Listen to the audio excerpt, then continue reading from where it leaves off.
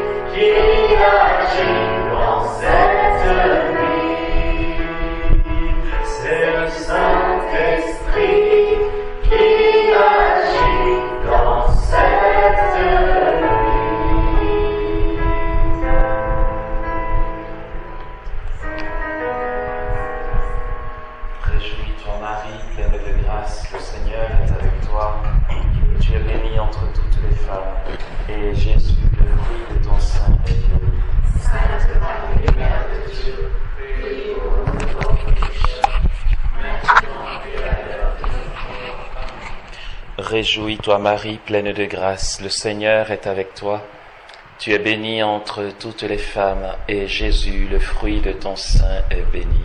Sainte Marie, Mère de Dieu, prie pour nous pauvres pécheurs, maintenant et à l'heure de notre mort.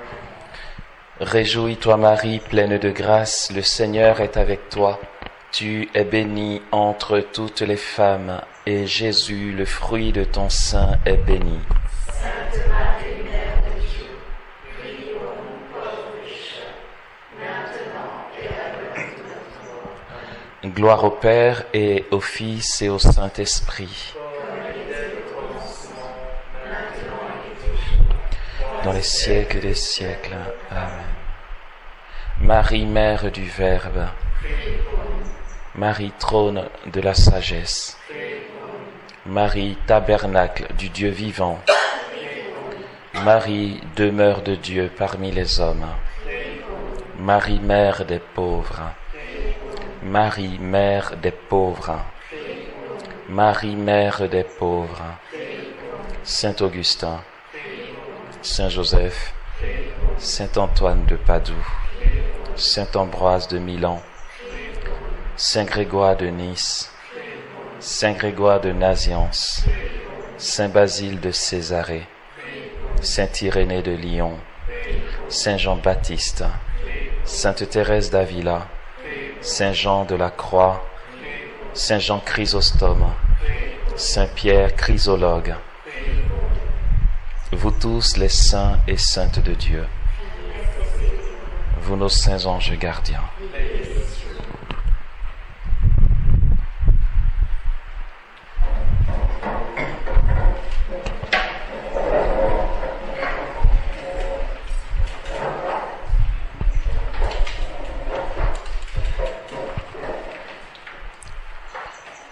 De la lettre de Saint Paul apôtre aux Romains, le chapitre 12. Je vous exhorte donc, frères, par la miséricorde de Dieu, à vous offrir vous-même en sacrifice vivant, saint, agréable à Dieu. C'est là le culte spirituel que vous avez à rendre. Et ne vous modelez pas sur le monde présent, mais que le renouvellement de votre jugement vous transforme et vous fasse discerner quelle est la volonté de Dieu, ce qui est bon, ce qui lui plaît, ce qui est parfait. Au nom de la grâce qui m'a été donnée, je le dis à tous et à chacun, ne vous surestimez pas plus qu'il ne faut vous estimer, mais gardez de vous une sage estime, chacun selon le degré de foi que Dieu lui a départi. Car de même que notre corps en son unité possède plus d'un membre, et que ces membres n'ont pas tous la même fonction, ainsi nous, à plusieurs, nous ne formons qu'un seul corps dans le Christ, étant chacun pour sa part membres les uns des autres, mais pourvus de dons différents selon la grâce qui nous a été donnée. Si c'est le don de prophétie, exerçons-le en proportion de notre foi. Si c'est le service, en servant, l'enseignement, en enseignant, l'exhortation, en exhortant, que celui qui donne le fasse sans calcul, celui qui préside avec diligence, celui qui exerce la miséricorde en rayonnant de joie. Que votre charité soit sans feinte, détestant le mal, solidement attaché au bien, que l'amour fraternel vous lie d'affection entre vous, chacun regardant les autres comme plus méritants, d'un zèle sans nonchalance, dans la ferveur de l'esprit, au service du Seigneur, avec la joie et l'espérance, constant dans la tribulation, assidu à la prière, prenant part aux besoins des saints, avide de donner l'hospitalité. Amen.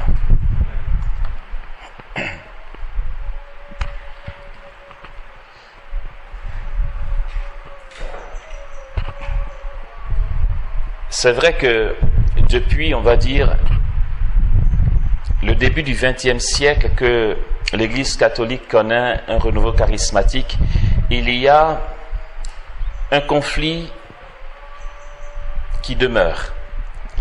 C'est toute la dimension charismatique et hiérarchique de l'Église.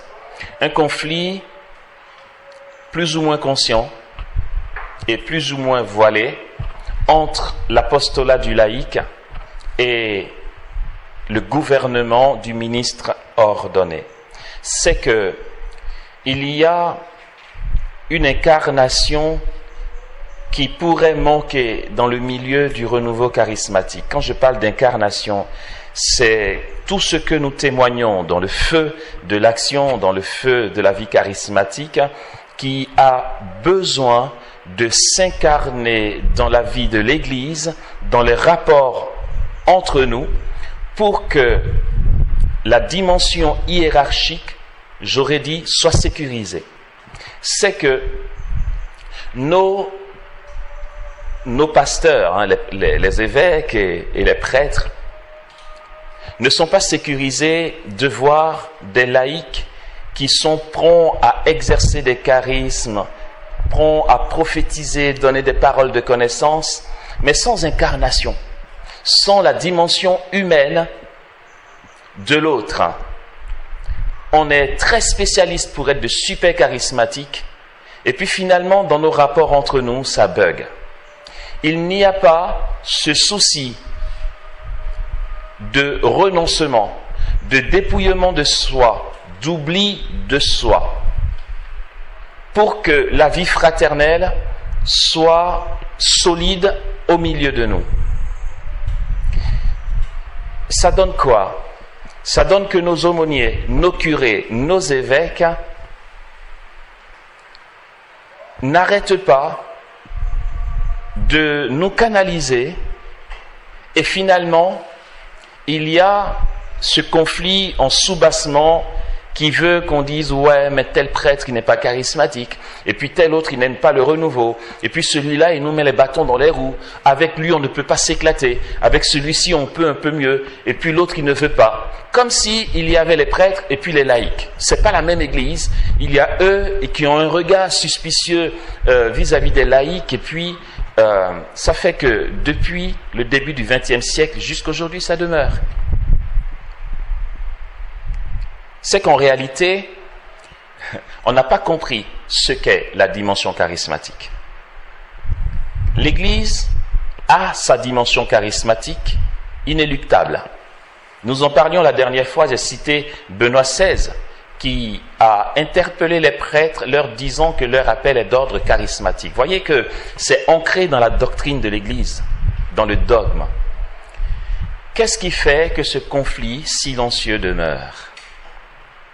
C'est l'inattention, entre autres, à cette lettre de Paul que nous venons d'entendre. Je relis le premier paragraphe. Paul dit ceci.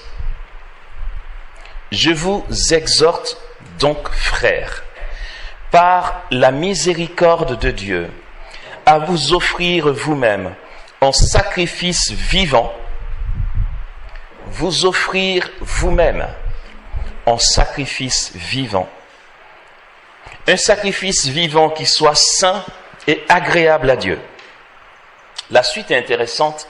Paul dit, c'est là le culte spirituel que vous avez à rendre. Ça veut dire simplement, c'est là le culte dans l'esprit que vous avez à rendre. Autrement dit, c'est là la vie charismatique que vous avez à vivre. C'est la même chose. La dimension charismatique trouve son éclat dans l'oblation totale, le don total de soi. Pour être un charismatique, ecclésialement parlant, il s'agit de se donner, non pas seulement de prophétiser. Quand je dis non pas seulement de prophétiser, non pas seulement de donner des paroles de prophétie. Nous avons fait cas du père Emiliano Tardif. J'ai lu sa biographie après sa mort. Je dis, ce mec, c'est vraiment un prophète. On a envie de dire, attends, est-ce que les membres de sa communauté n'exagèrent pas un peu? Est-ce qu'ils n'ont pas enjolivé pour que le gars il soit béatifié? Parce que c'est un peu trop beau. Les frères et sœurs de sa communauté disent que le père Tardif était sans histoire. En fait, avec lui, tout est simple. J'aurais dit, je l'ai rencontré, mais en fait, non, je ne l'ai pas rencontré. J'ai participé à une formation qu'il a donnée en Côte d'Ivoire, donc je l'ai vu en chair et en os bouger devant moi. Quand le père Tardif est invité, ceux qui l'invitent n'ont pas d'histoire. Ils disent au père Tardif, maintenant c'est le repas. Il dit, d'accord. Si vous voulez faire un peu de sieste, c'est maintenant. Très bien. Il faut qu'on parte dans 15 minutes. On y va. Maintenant, mon père, asseyez-vous, on va faire telle chose. Ok. Vous prenez la parole maintenant. D'accord. En fait, j'ai envie de dire, mon gars, c'est quoi ton besoin? C'est une oblation totale. Mais, finalement, qui passe dans tellement de simplicité qu'on ne voit pas que le gars, il galère. On ne voit pas que son quotidien est truffé de renoncement. Ce qui est simple est justement ce qui est le plus dur. Ce qui est simple, ce n'est pas ce qui est facile. C'était une personne très agréable à vivre. Il n'avait pas d'histoire. On va dire, bon, ok, peut-être qu'en sortant pour aller en mission, il montre une facette de lui. Mais dans la biographie que j'ai lue, on n'a pas au témoignage de ses frères et sœurs de communauté avec qui il vit au quotidien. Ils disent, il part en voyage d'évangélisation et Dieu seul sait le nombre de fois où il a pris l'avion. Il part pour des tournées d'évangélisation. Quand il revient, ça c'est super beau. Quand il revient, quand c'est l'heure du repas, il est à table. C'est l'heure de la vaisselle, il est avec les autres. Il ne dit pas, écoutez, je suis claqué, je viens d'un long voyage, j'ai besoin de 3 jours pour me poser parce que, attendez, c'est pas vous qui avez bougé, c'est moi qui ai tout fait. Non, il reprend la vie communautaire comme si de rien n'était. Et au point que le jour de sa mort, et ça c'est très fort, le jour de sa mort, le père Tardif était en retraite. Il partait prêcher une retraite aux prêtres. Il est parti avec un de ses confrères de communauté. Il était question que pour l'introduction, le soir même du début de la retraite, son confrère fasse l'introduction, lui prenait le relais le lendemain. Et c'est son confrère qui témoigne en disant, qu'en arrivant sur le lieu de retraite, il a dit à son confrère, écoute, je ne sais pas pourquoi, je sens le besoin de parler à mes frères prêtres ce soir. Est-ce que tu accepterais qu'on inverse? Tu parles demain, moi je fais l'introduction. L'autre a dit, ok, si tu veux. Et puis il a fait l'introduction de la retraite le soir même de la retraite. Le lendemain matin, au petit déjeuner, le père Tardif n'était pas là. Son confrère a dit, il doit être très fatigué parce que c'est pas son style. Regardez comment c'est des petits détails, pour que son confrère dise, c'est pas son style de ne pas être au petit déjeuner, ça montre combien il fait ce qu'il a à faire. Il est à son poste en fait. Il a dit, il doit être très fatigué parce que c'est vraiment pas dans ses habitudes. Après le petit déjeuner, c'est la messe. Ils vont à la sacristie, le père Tardif n'est pas là. Il dit, il y a quelque chose qui ne va pas. Il y a vraiment un truc qui ne va pas parce que le gars, il fait ce qu'il a à faire. C'est de petites choses. C'est ainsi qu'il va dans la chambre du père Tardif pour voir comment il va. Et en rentrant, le père Tardif avait porté son aube, il a mis son étole et il était couché sur le dos sur le lit avec son bréviaire ouvert sur la poitrine, il était parti.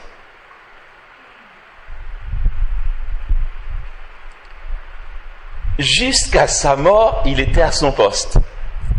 Et c'est fou, c'est que dans un de ses bouquins qu'il a écrit, Jésus est Seigneur, je crois, si je ne me trompe pas, à la fin du bouquin, il part un peu en live. Il fait comme une poésie. Il raconte comme s'il racontait le jour de sa mort. Il dit, un jour, mon Seigneur viendra me chercher, ce sera un beau matin, vers 9h. Juste avant l'Eucharistie, il viendra me chercher pour qu'on célèbre l'Eucharistie éternelle dans le ciel. Il écrit dans le bouquin, de longues années avant sa mort. Et il meurt juste avant l'Eucharistie, habillé en aube et son étole, allongé sur son lit, avec le bréviaire ouvert sur sa poitrine. Là, je dis, waouh, c'est puissant. Ça, c'est du charismatique. C'est vrai qu'il a été incompris, mais son ministère de guérison a été... oh purée, je suis fatigué, j'oublie les mots les plus simples. Son ministère charismatique a été approuvé par Rome. Je veux dire, le père Tardif, c'était pas le charismatique à dessous du coin du quartier, tu vois.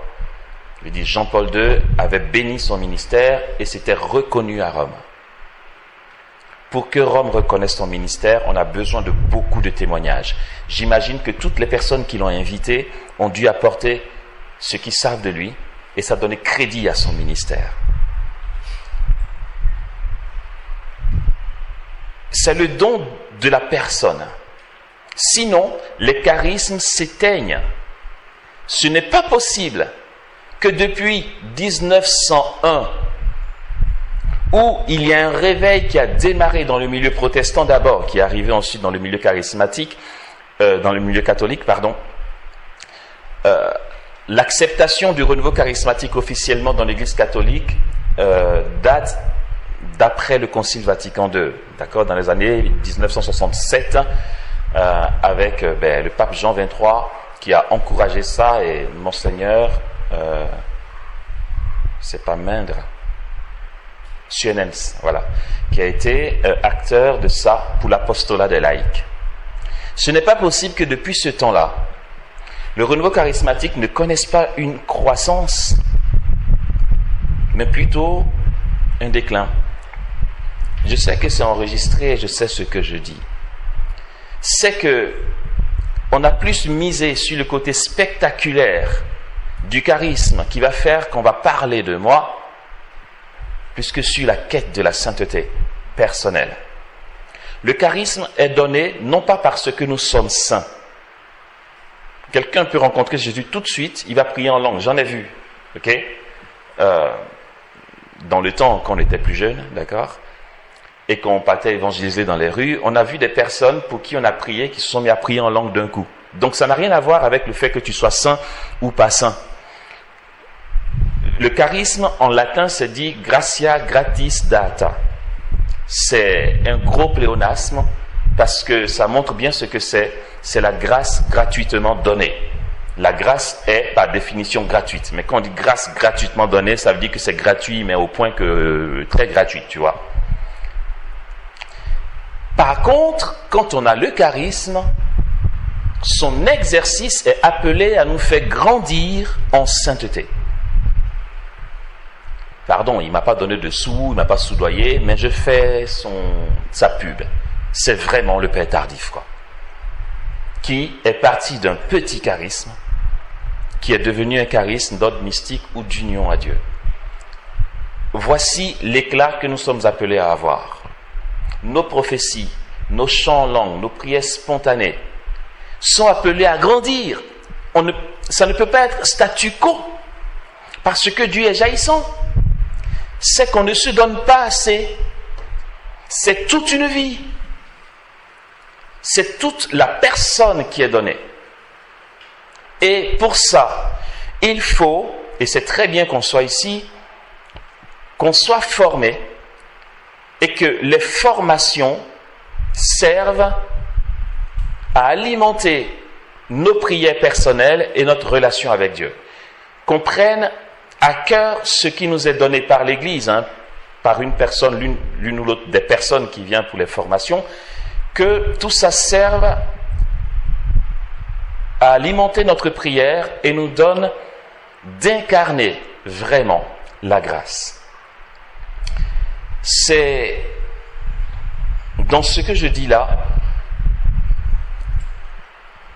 la partie qu'on va développer de l'engagement aujourd'hui. Paul dit, si quelqu'un a une grâce, qu'il l'exerce avec zèle. Il dit d'un zèle sans nonchalance pour proclamer le Seigneur. Ce n'est pas d'avoir un don de guérison ou un charisme de prophétie. Il faut qu'il y ait un dépassement. Regardez ce que je vous ai raconté la dernière fois, qui s'est passé au sanctuaire Notre-Dame de la Délivrance, où j'ai proposé aux gens de toucher les arbres qui guérissent. Il y a une sœur de la communauté des béatitudes qui, après coup, m'a dit « Comment tu fais ?» Parce qu'en fait, ce qu'on a vu hier soir est tellement fort que je me demande à quel moment il s'est retiré pour prier. Parce que je ne t'ai pas vu aller prier. Tu étais sur ton échafaudage en train de peindre. Tu descends de ton échafaudage et on assiste à ça. quel moment tu t'es retiré pour préparer ce temps de prière? Je lui ai dit, je n'avais pas besoin de me retirer pour préparer ce temps de prière. Ce temps de prière, je le préparais sur mon échafaudage. En fait, ça a été très galère pour moi de faire cette fresque.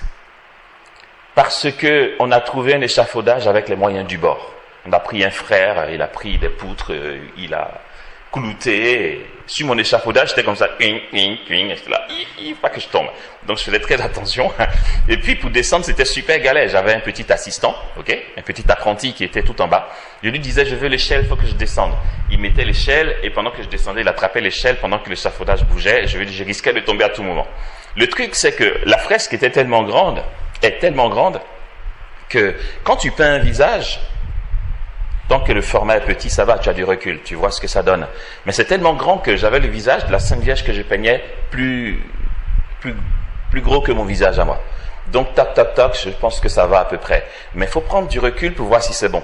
Il faut descendre de l'échafaudage, super galère, prendre du recul et tu te rends compte que son œil est comme ça.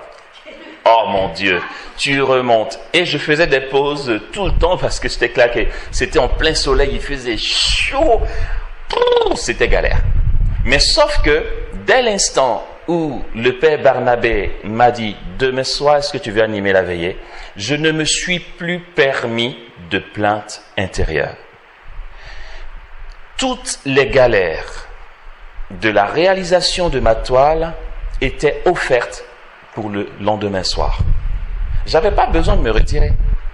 En fait, ce à quoi on a assisté à cette veillée était le fruit d'oblation. Quand j'étais fatigué, que j'étais tenté de descendre faire une pause, je renonçais à cette pause et j'offrais cet effort pour le lendemain soir. Alors dans l'apparence, on voyait Amos qui continuait de peindre, comme un inconscient qui ne sait pas que demain il anime une veillée. Mais dès cet instant-là, je ne me suis pas permis de consolation ou de « je suis fatigué », tout ça. Non, je choisissais d'être à mon poste et de bien faire ce que j'ai à faire et j'offrais toutes les souffrances attachées à ce travail pour le lendemain soir. C'est pas seulement qu'on va dire « ouais, Amos a éventuellement un charisme ».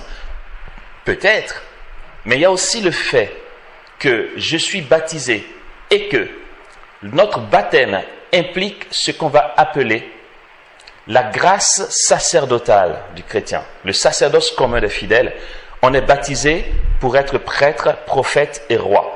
Le côté prêtre, c'est quoi? Est-ce qu'on y a pensé? Quand on dit on est prêtre, prophète et roi, c'est que par le baptême, nous avons le pouvoir d'offrir des sacrifices, puisqu'on est prêtre pour offrir le sacrifice. On a le pouvoir d'offrir des sacrifices en union au sacrifice du Christ pour porter du fruit. C'est toute la vocation de Marthe Robin, par exemple. Et ça vient de notre baptême. À ce titre-là, j'ai offert les souffrances que j'endurais en union aux souffrances du Christ pour les retraitants qui étaient là. De sorte que, quand l'on constate les fruits, je le constate avec tout le monde. Ce n'est pas un savoir-faire. C'est plonger en Dieu, mais totalement nous-mêmes. Paul dit, « Je vous exhorte donc, frères, au nom de la miséricorde de Dieu, à vous offrir vous-même. » C'est vos personnes qu'il faut offrir en sacrifice vivant, saint et agréable à Dieu. C'est là la prière charismatique que Dieu attend de vous. Voilà. Et ce que nous disons ici fait partie de l'essence même d'un engagement. S'il n'y a pas cette oblation, cette conscience du don de soi, nous sommes freinés par un tas de choses et nous reculons quand c'est un peu dur. Et si le milieu charismatique avait la conscience d'une croissance dans la vie mystique, ce conflit dont j'ai commencé à parler n'aurait pas existé. La notion d'obéissance nous passe par-dessus la tête. La notion de renoncement nous passe par-dessus la tête. La notion d'abandon, on ne veut même pas en entendre parler. Je sais que j'ai un charisme de prophétie, je veux qu'on me laisse exercer mon charisme. C'est moi le charismatique. Mais vas-y, fais. Ça n'ira pas bien loin, ta grâce.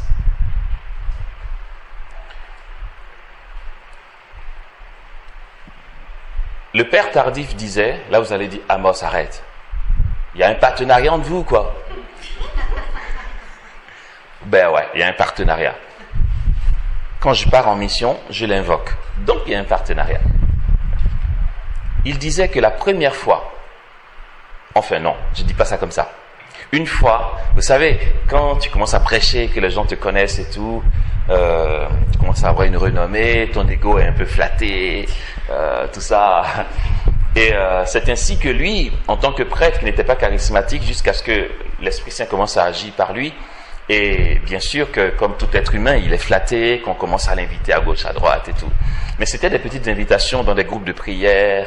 Et puis, une fois, il y avait un grand rassemblement. Il avait été invité. Il faisait partie des orateurs principaux. Et puis, un de ses aînés prêtres, je ne crois pas que ce soit l'évêque, mais en tout cas, un de ses responsables, lui a dit, écoute, tu ne pourras pas partir, parce qu'il y a une récollection là à côté, récollection d'une 50aine de personnes, et j'avais dit que c'est toi qui animerais. Et lui, il est là. Il y a une foule là-bas qui m'attend. Méga évangélisation avec un tas de monde et tout, avec podium, micro, grosse sono et tout. On m'attend. Tu me demandes de renoncer à ça pour venir faire une récollection dans une salle. C'est lui qui raconte, hein.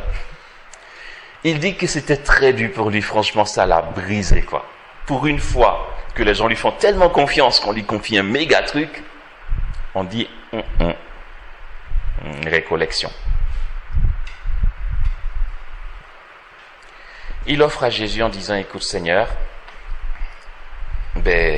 j'entre dans l'abandon. Il va faire la récollection. Petite récollection, il s'assoit, une bouteille d'eau, un petit verre. Il fait son truc.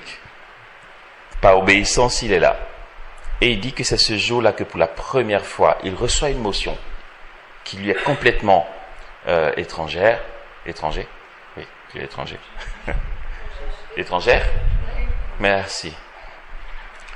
Et là, il dit, waouh, mais c'est quoi cette manifestation? Il reçoit dans le cœur quelque chose de très fort. Jésus veut faire marcher un boiteux. Il fait, wow, attends, je ne vais pas m'humilier ici. Ça lui est jamais arrivé. Jusque-là, il donne des paroles de connaissance. C'est tout mignon. Là, Jésus fait marcher un boiteux. Il a beaucoup de mal à rentrer dedans parce que tu te rends compte, on va dire, ouais, il voulait faire son kéké, le boiteux n'a pas marché. Donc là, tu te dis, Jésus, c'est vraiment toi qui parles ou quoi? Parce que franchement, je préfère éviter que de m'engager dans un truc qui va m'humilier. Mais c'est très fort. C'est nouveau pour lui. Parmi les participants, il y avait quelqu'un qui était sur fauteuil roulant. Il a beaucoup de mal à s'engager pour prier pour le gars. Parce que, tu sais, l'orgueil humain, c'est dire, ouais, tu vas donner un faux espoir aux gens. Attends, vas-y, prie pour les gens qui disent qu'ils ont une petite migraine. Peut-être que ça va passer. Un boiteux, quoi. Et là, c'est tellement fort qu'il dit, écoute, je me lance. Il dit, ça n'a même pas duré 2 secondes. Dès qu'il s'est lancé, il a prié pour la personne s'est mise debout. Waouh! Grosse émotion, mais a libéré l'onction. Et à ce moment-là, vous savez, téléphone chinois. Les gens commençaient à l'inviter partout. Ça, c'est un bel exemple. Je veux dire, peut-être que s'il avait désobéi pour aller de l'autre côté, il serait resté il se serait satisfait de ses paroles de connaissance, etc. Ok? Le don de nous-mêmes, notre personne. Je vous le partage comme petit frère. Personnellement, quand je pars en mission, quand je sais que j'ai une mission, et même les frères et sœurs d'école de prière m'ont dit une fois, comment tu fais pour rester si calme quand on part en mission? À Abidjan, par exemple, on part en mission. On nous attend pour 9 heures. On sait qu'on a 3/4 d'heure de trajet. On veut quitter à 8 heures pour arriver pas en retard. Et puis, on attend un tel, on attend une telle. Et puis, mais t'es où? J'arrive, je suis presque là. Et puis, tu attends. Puis, la personne ne vient pas. Et puis, la personne vous fait quitter. À 8h35, vous serez forcément en retard. C'est les autres qui bouillonnent dans la voiture. Non mais attends, il faut qu'on parte sans lui, on va être en retard et tout. Je disais non, on attend. Et puis la personne vient et puis on part. Je ne dis rien. Et ils disent mais comment tu fais pour rester si calme? En fait, je fais pas. J'ai un objectif, je pars en mission. Tout ce qui me contrarie est bon à prendre. Tout ce qui me brise est bon à prendre, à offrir à Jésus pour la mission. Alors du coup, quand je pars en mission, je ne me permets pas de bavure. Ce qui est coûteux, ce qui est contrariant, ce qui est humiliant, mais je prends tout. À ce moment-là, je suis même en quête de ce qui va me donner matière à offrir des sacrifices à Jésus en vue de la mission. Et après, Jésus qui est fidèle, sait prendre. Là, on n'est plus dans l'ordre du savoir-faire. On est dans le relais que Jésus prend. Ok? Et c'est lui qui fait. Du coup, tu es là, tu fais, oh purée, c'est puissant. Les gens font, waouh, il est trop fort. Non, non, je ne suis pas fort. J'ai galéré avant. C'est tout. Voilà. Et j'ai accepté dans la patience ma galère. Voilà ce que Paul dit ici. Ok, on avance. Si ça s'est posé et que désormais nous comprenons qu'il n'y a aucune différence entre mon exercice du charisme et mon relationnel, mes conflits, on peut avancer. Ce n'est pas deux choses différentes, c'est la même chose. J'ai des amis prédicateurs qui exigent des choses. Quand je viens, je veux qu'il y ait ça, je veux qu'il y ait ça. Certains même ont des gardes du corps pour les accompagner. Des gens qui arrivent avant eux pour voir si là où il va s'asseoir, la chaise est bien, faux, machin, truc. Non, on me dit, mais pourquoi tu fais pas ça? Je dis, non, c'est pas que je veux pas faire. C'est que ça risque de m'enlever mon sacrifice à offrir. Si vous me coucounez trop, j'aurai rien à offrir à Jésus. Laissez-moi galérer, je vous en prie. J'ai une mission d'évangélisation en vue. D'accord? Donc tout le kéké autour pour que le prédicateur soit à l'aise, ça, j'ai jamais compris. La mission a un côté très inconfortable. Personne n'a dit que la mission était confortable. Demandez aux missionnaires qui sont venus dans nos pays d'Afrique pour annoncer l'évangile. Demandez-leur. Ils sont restés là. Ils ont bêché le sol avec nous. Ils ont été au champ, ils dormaient dans des cases avec des moustiques et tout. C'est des personnes qui sont venues donner leur vie. Plusieurs ont demandé qu'à leur mort, que leur corps ne reparte pas, ils veulent être enterrés sur la terre de mission. La mission est super inconfortable. On ne part pas en mission pour être à l'aise, je vous assure. Et ça, si on le comprend, on comprend ce qu'est la clé de la puissance qui jaillit quand on ouvre la bouche pour annoncer l'évangile ou quand on impose les mains à un malade. C'est très simple. Tu ne peux pas vouloir être missionnaire, avoir un apostolat, annoncer l'évangile et exiger un confort. On a fait 15 heures de pirogue. On était au Congo avec l'évêque. Cet évêque-là, il est mort maintenant, mais franchement, cet évêque-là, c'est du pasteur, tu vois. Un matin, on a été à Ntoku, c'est un village. Déjà, on était dans un village du nord fin fond du Congo, qu'on appelle Makwa.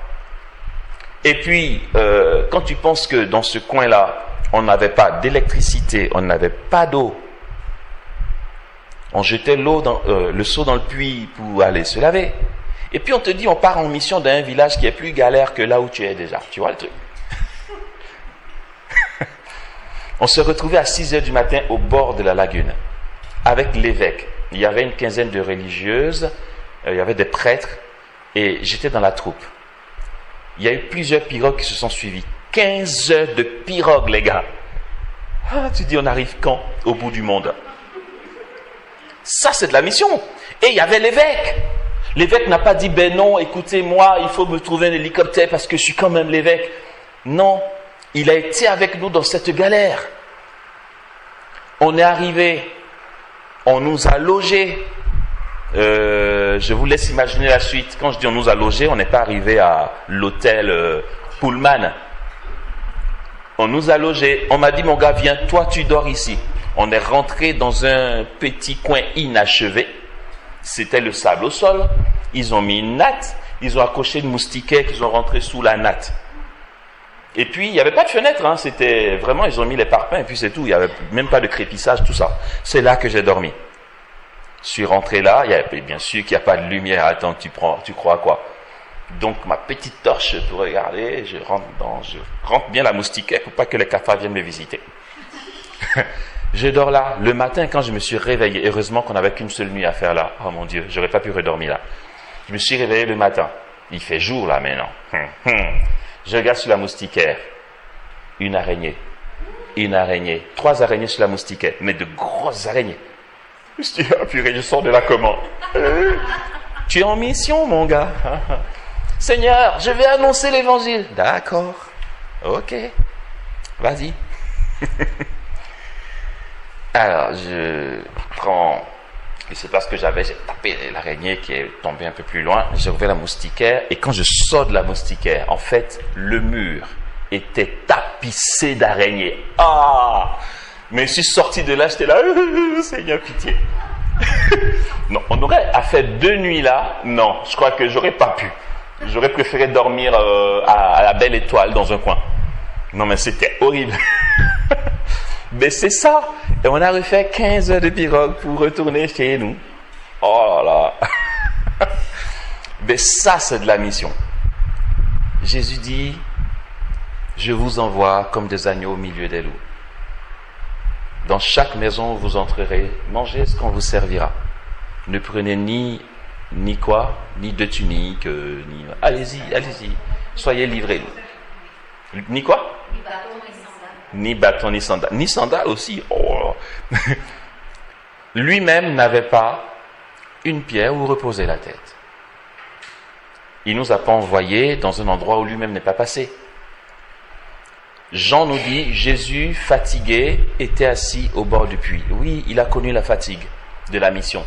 Il a marché sous le soleil. Pour ceux qui ont été en Israël, vous savez comment c'est raide là-bas. La lumière d'Israël, c'est un soleil qui cogne. C'est ça que Jésus a pratiqué. Il était à pied, il n'avait pas de Rolls, tu vois. Ouais, je t'assure, j'imagine les talons de Jésus fendus comme ça par la mission. Et d'ailleurs, je dis ça vite fait, René Laurentin raconte que aux noces de Cana, il a débarqué avec ses disciples, mais c'est des noces, ça c'est René Laurentin qui raconte, hein, c'est pas moi. C'est d'un bouquin appelé La vie de Marie. Il dit aux noces de Cana, Jésus a débarqué avec ses disciples. Sauf que les gars, ils n'ont pas fait une halte pour prendre une douche avant d'arriver, d'accord? Ils sont arrivés de vadrouille. Ils ont été annoncer l'évangile. Ils ont débarqué au mariage. Certains ne le connaissaient pas. Du coup, quand ils sont rentrés, vu leur attitude, ils puaient la sueur. Ils avaient le visage super gras de fatigue. On dit, wow, vous êtes qui là? Et puis, d'après René Laurentin, Marie est intervenue et c'est comme ça qu'on les a laissés passer. Jésus a débarqué aux noces de Cana en sueur. Le mec, il n'était pas du tout VIP, tu vois. Il est arrivé avec sa crasse. Ça, c'est la mission. Mais bon, moi, la crasse de Jésus, ça m'intéresse. Je dis, donne-moi une goutte de ta sueur. Même ton odeur qui pue, je prends. Tant que c'est Jésus. Enfin, voilà. Allez. Donc, c'est le côté très inconfortable de nos apostolats. Là, je donne des exemples assez poussés. Mais l'inconfort, ça va être de petites choses. Tu vois, tu as réunion, tu viens, et puis les autres ne sont pas encore arrivés. Et puis peut-être même qu'il n'y a pas frère François. Mais à réunion ou pas? Si, pardon, j'ai été faire une course, j'arrive. Il n'y a personne, je suis seul. Et là, non, mais frère François, quand il arrive, tu vas dire, non, mais écoute, tu ne nous encourages pas. C'est pas encourageant, parce que moi, j'arrive du boulot, je suis claqué. C'est vrai, on a dit qu'on serait là. Je viens et il n'y a personne. Non, mais la prochaine fois, je ne sais pas si je viendrai, hein, parce que c'est pas encourageant. Et puis la fois d'après, non, t'es pas là. Et puis c'est l'autre qui est là. Et puis de fil en aiguille, 1 mois passe, 2 mois passent, et puis on se dit, Tov Léodote, c'est pas terrible côté engagement. Mais ouais, engagement, oui, mais faut respecter quand même les gens. Vous voyez, moi j'ai mon époux qui m'attend à la maison, je fais tout pour venir, et puis il n'y a personne. Et quoi? Tu viens parce que les autres seront là? Ou bien tu viens parce que tu es face à Jésus? Ça, Jésus voit. regarde pas les autres, Jésus voit que tu es là. Et puis, si tu es à ton poste chaque fois, Tov Léodote aura beau se vider de membres, à cause de toi, la flamme va demeurer. Et si chacun est dans cette même dynamique, il n'y a pas d'histoire. Quoi? Les conflits? Ça fait partie de l'inconfort. Je nous dis, frères et sœurs, tout ce qui te contrarie là, tu vois, le truc qui te met mal à l'aise, oui, c'est bon à prendre. D'où va venir la puissance qui va jaillir quand vous allez organiser un temps d'évangélisation? D'où vous voulez que ça vienne? Vous comptez sur quoi? Vos quelques charismes que vous avez? Sur quoi on compte en fait? La communauté des béatitudes avait pour nom, à sa fondation, la communauté du lion de Juda et de l'agneau immolé. Vous le saviez? Pourquoi? Il y a comme un contraste entre les deux. Un agneau immolé et un lion qui rugit. La tenue de frère François, le blanc et le marron, vous savez la signification? Le blanc, c'est tout le déploiement de la grâce de puissance en évangélisation. Le marron, c'est l'incarnation, le travail, le labeur, le sacrifice, la souffrance pour que le blanc existe. Voici ce que ça veut dire. Le blanc et le marron. Le marron, c'est toutes les galères de la semaine pour laisser éclater le blanc au verre de la résurrection. Et les gens viennent au verre et disent « Ouais, c'était puissant, il y avait l'onction, c'est parce que depuis lundi, le pauvre François était peut-être à la lingerie en train de repasser des vêtements dans la sueur, la fatigue. Et puis on va dire maintenant, aujourd'hui on jeûne. Et puis le jour de jeûne, c'est le jour de ménage aussi. Là tu dis mais ça colle pas, on mange pas et puis il faut qu'on lave. Et t'es claqué et finalement tu te dis mais qu'est-ce que je fais ici? Pourquoi je suis venu gâcher ma vie là? C'est tout ça, c'est ce qu'on nous apprend quand on rentre à la communauté des béatitudes en tant que stagiaire. La communauté du lion de Juda, le lion qui rugit, et l'agneau immolé. Dans le temps, en France, au début de la communauté est restée 8 années sans sortir évangéliser parce qu'au départ, Ephraïm et ses frères de communauté ont voulu contempler. C'était ça, la contemplation seulement. Pendant 8 ans, leur but était de prier jusqu'à ce que Jésus vienne dans sa gloire. Mais c'était très fort. Ils priaient jusqu'à 3 heures du matin et ils revenaient prier à 7 heures du matin. Ils ne se souciaient pas de « on va tomber malade ». Non, pourquoi? Parce qu'ils croyaient dur comme fer que ce soir, Jésus va venir. Ils vont tellement prier qu'à cause de eux, leur prière, Jésus va venir dans sa gloire. Mais si tu crois que Jésus va venir ce soir, pourquoi tu as peur d'être fatigué? Je vais vous dire à quel point cela les hantait. C'était tellement fort que lors d'une réunion communautaire, comme ils vivaient de la providence divine et que personne ne travaillait à l'extérieur, lors d'une réunion communautaire, ils ont dit pourquoi on ne fait pas un potager? Comme ça au moins on aura de quoi manger. Et si personne ne nous fait d'offrande ou de dons, on aura de quoi manger. Et la grosse question de Philippe Madre, premier modérateur général, c'était comment voulez-vous qu'on commence un potager dans l'espoir que ça pousse et donne des fruits quand on attend Jésus ce soir? Voyez à quel point ils y croyaient. Commencer un potager, c'est être contradictoire. On ne peut pas espérer de tout notre cœur que Jésus va venir ce soir par notre prière et aller commencer un potager. Ça veut dire qu'on n'y croit pas vraiment. C'était à ce point-là. Et donc la prière était fervente et ardente. Ils ne dormaient pas. Ils bossaient comme des dingues. Ils priaient tout le temps. C'était des chants en langue de manière continuelle dans la maison. Et puis, Monseigneur Kofi leur a dit, ce que vous vivez est tellement beau, il va falloir l'annoncer. Ephraïm n'était pas chaud. Les béatitudes ne voulaient pas évangéliser. Ils voulaient rester enfermés à prier pour le monde. Et puis, Monseigneur Kofi les a exhortés, ils ont fini par accepter. Quand ils sont sortis de là, ça a donné ce qu'on appelle les sessions d'été à Ars, dans les années 80. Ils rassemblaient jusqu'à 30 000 personnes. quand ils sont sortis de leur chaudron pour annoncer l'évangile, les signes étaient tels.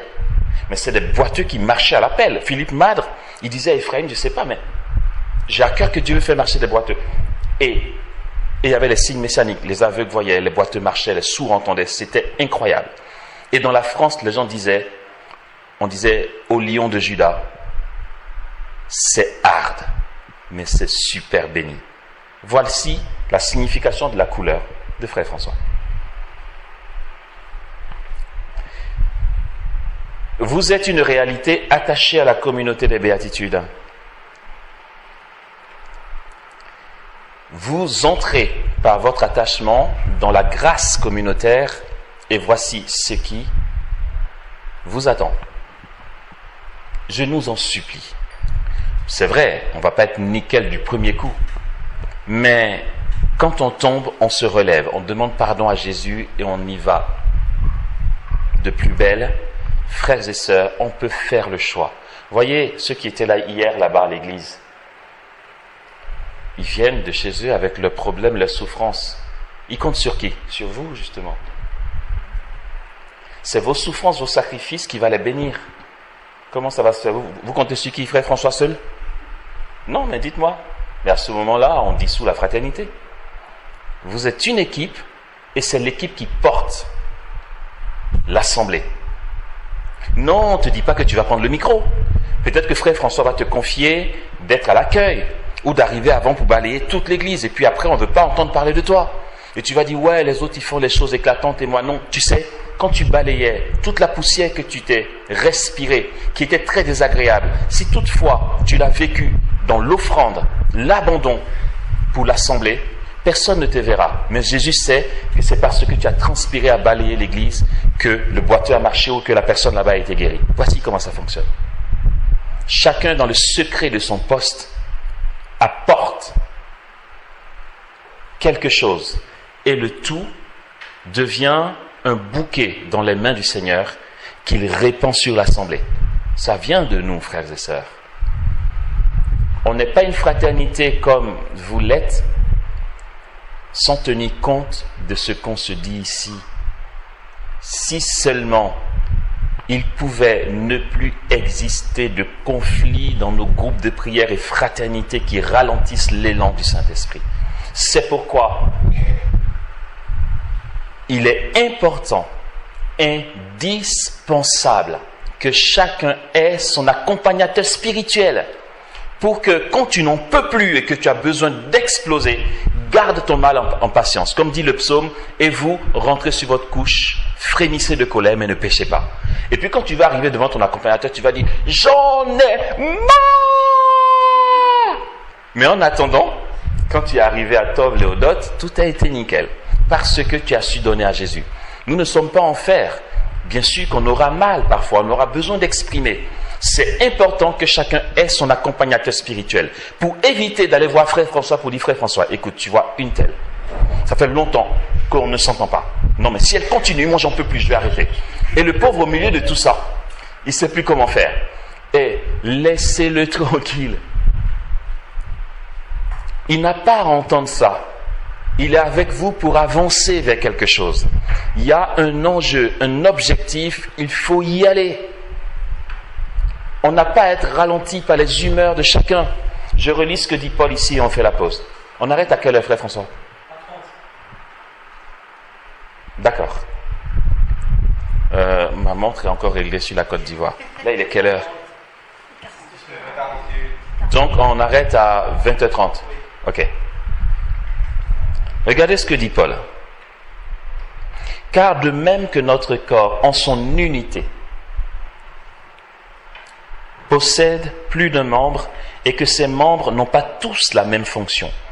Ainsi, nous, à plusieurs, nous ne formons qu'un seul corps dans le Christ, étant chacun pour sa part membres les uns des autres, mais pourvus de dons différents selon la grâce qui nous a été donnée. On est un seul corps, chacun avec sa grâce. Et il suffirait qu'il y ait une seule personne qui boude, vous allez voir, votre temps de prière sera super lourd. Une seule personne qui boude, faisant partie du corps. Ne te dis pas, ils n'ont qu'à prier aujourd'hui, je ne vais pas bien. Non, tu vas faire l'effort sur toi-même pour que, par ton oblation, tout le monde bénéficie d'une prière éclatante. Si tu dois arriver comme ça, reste à la maison, c'est mieux peut-être, tu vois. Une seule personne ne va pas bien et tout le corps en pâtit. Quand j'étais à la communauté des béatitudes et qu'au niveau providence divine, les portes étaient fermées parce qu'on ne recevait pas de dons et qu'on galérait, le berger faisait toujours une réunion communautaire en disant « Ce n'est pas normal que la providence divine ne se manifeste pas. » Frères et sœurs, que chacun fasse une révision personnelle pour voir si on n'a pas triché quelque part, s'il n'y a pas quelqu'un qui essaie de dissimuler des choses à tout le monde. Est-ce que quelqu'un ne triche pas quelque part? Parce que ça ne trompe pas. Il suffirait qu'il y ait un qui ne joue pas le jeu de la transparence, tout le corps communautaire sans le coup. Nous formons un seul corps. Et chacun a sa grâce. Paul dit,